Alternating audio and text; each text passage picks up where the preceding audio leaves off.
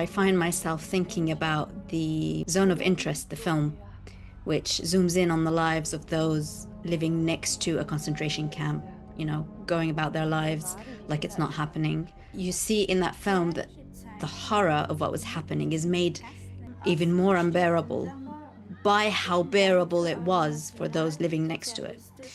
But in the 1940s, people could argue or would argue that they didn't know what was happening behind the walls. To you, what is today's version of that? Because the genocide in Gaza is being live streamed. The internet removes that last sort of fig leaf of plausible deniability. Or has it just widened, let's say, the world's capacity to look away? I kept thinking about this over and over again. Like, we know.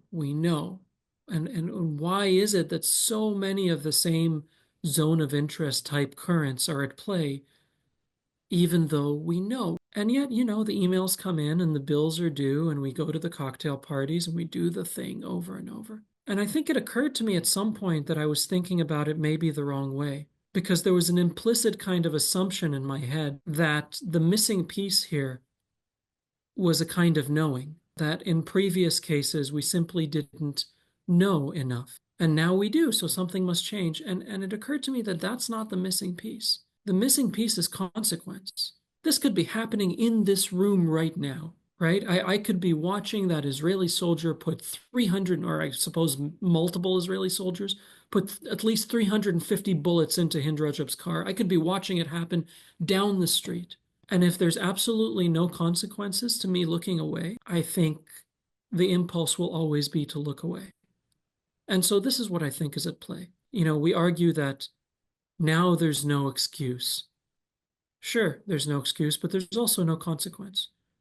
I live in Portland. Virtually everyone I meet every single day has the privilege of going about their lives as though none of this is happening. And I can pull out my cell phone and I can show them what it looks like when a 6-year-old girl starves to death. I can show them what it looks like when a toddler is torn in half by the force of a blast. And it will still be the case that there is, other than me yelling at them, which they can easily shut out of their lives, other than the occasional protest blocking a freeway so that they're late to work or something like that, the relative magnitude of the consequences is essentially nothing. And I think that's the factor that partially answers that question. It's not that we don't know, and maybe we knew all along in every one of these cases. It's that we can live our lives as though we don't.